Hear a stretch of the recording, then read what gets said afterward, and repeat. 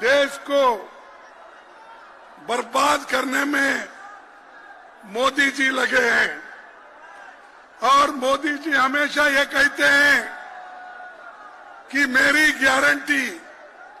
अब वो BJP guarantee नहीं बोलते या उनके सरकार की गारंटी नहीं कहते, वो हमेशा ये कहते हैं कि मोदी जी की गारंटी।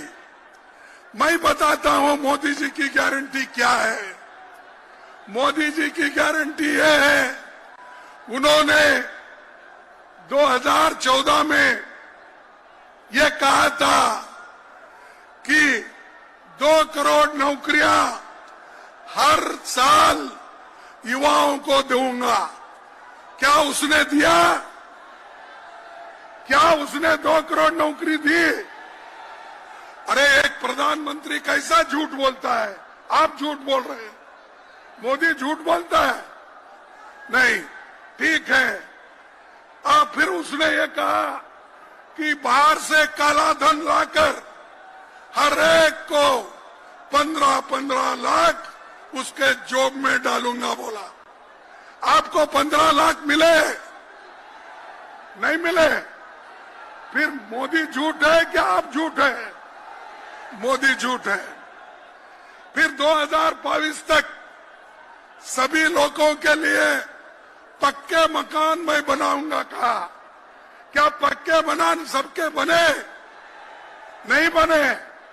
तो मोदी झूठ है क्या लोग झूठ है? मोदी झूठ है। किसानों की आमदनी 2 गुनी करने का उन्होंने वायदा किया था। क्या उसने हर एक को मकान दिया? पक्का मकान दिया? नहीं। तो वो झूठ है। यानी मोदी जी झूठों के सरदार है। उसके बाद पटना को स्मार्ट सिटी बनाने का उन्होंने वायदा किया और धोखा दिया। और 10 सालों में मोदी जी घूम घूम कर इस योजनाओं का उन्होंने प्रचार किया, लेकिन आज किसी को भी वो फायदे नहीं मिले। फिर भी वो कहते हैं कि बेरोजगारी निकालूंगा। अरे उस इतने कीमतें ऊपर गए हैं, फिर भी मोदी ये कहते हैं कि मैं सारे लोगों को सुखी और समृद्धि करूंगा। भाइयों, मोदी जी के स्टेट में 25,000 लोग सुसाइड करते हैं 3 साल में, क्योंकि नौकरी नहीं, खाने के लिए अन्न नहीं, काम नहीं। आज मोदी के स्टेट में 25,000 लोग 3 साल में मर चुके हैं, सुसाइड कर लिए। 500 स्टूडेंट सुसाइड कर लिए हैं। फिर भी मोदी कहते हैं ये मोदी की गारंटी। तुम्हारी गारंटी क्या है? सबको मालूम है, सबको धोखा देना यही गारंटी है आपकी। भाइयों, मैं दूसरी बात ये कहूंगा, उन्होंने नौकरी का वायदा किया था, उन्होंने तो नहीं दिया, लेकिन तेजस्वी ने जो वायदा किया था वो उसने करके दिखाया। और आप लोगों को 3 लाख नौकरियां उन्होंने दी। तो ये समझिए, इंडिया गठबंधन वाले जो कहते हैं वो करते हैं, उसका उदाहरण यही है। तीसरी बात, आज इंडिया गठबंधन बीजेपी का मुकाबला कर रही, मोदी का मुकाबला कर रही। जब तक आप मोदी को नहीं हटाएंगे, इस देश में सुख और समृद्धि नहीं रहेंगी, लोकतंत्र नहीं बचेगा, संविधान नहीं बचेगा। संविधान बचना है, लोकतंत्र बचना है, तो आप सभी लोग मोदी को हटाना चाहिए।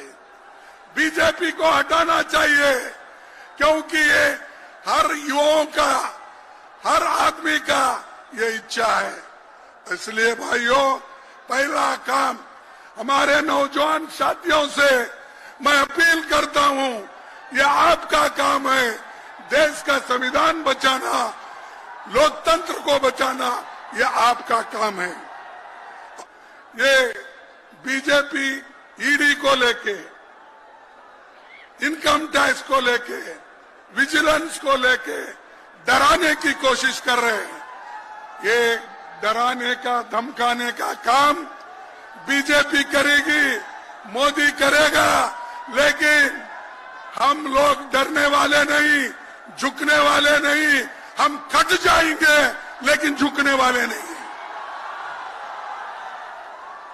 तो ये इसीलिए तो आज लालू जी के ऊपर इतने केस है, वो जब छुटाते हैं एक के बाद एक केस करते हैं, लेकिन उन्होंने कभी सरकार के सामने झुके नहीं, सरकार के सामने कभी उन्होंने शरण नहीं गया। लेकिन तेजस्वी जी कहां गए? उनके चाचा शरण में गए, आपके चाचा शरण में गए और बोल रहे हैं बाहर जाके, मैं थोड़े दिन के लिए बाहर गया था। ये तो नीतीश ने बोला ना। नीतीश ने क्या बोला? थोड़े दिन के लिए बाहर गया था, मैं फिर वापिस आया हूं, आपके चरणों में ही मैं रहूंगा, ये उसने कहा। लेकिन आपके चाचा तो मामू की चाय पीने के लिए गए हैं।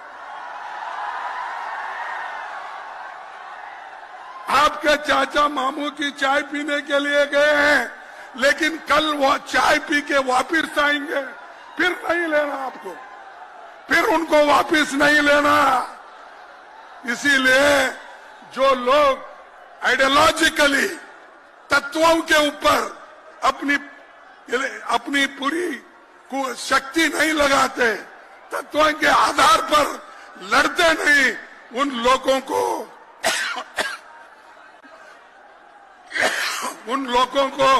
आप कभी लेना नहीं।